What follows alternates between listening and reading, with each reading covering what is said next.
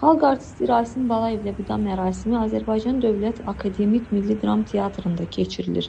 Mərasimdə mərhumun ailə üzvləri, yaxınları, incəsənət xadimləri və ictimaiyyət nümayəndələri iştirak edirlər. Qeyd edək ki, Rasim Balayev Azərbaycan kinosunun görkəmli simalarından biri olub.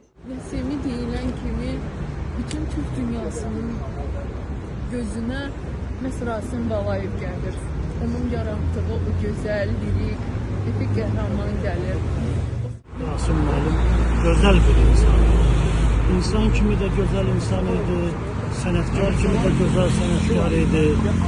Allah ona qəni-qəni rəhmət etsin. Böyük sənətkar idi. Əlaqə saxlamış bu sonunda.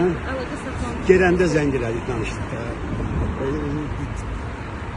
Şimdi mən bir biraz ayağımda sayıda vardı. Böyle biraz zarfatlaşırdı ayağımızda. Ama sende içeride böyle problem var.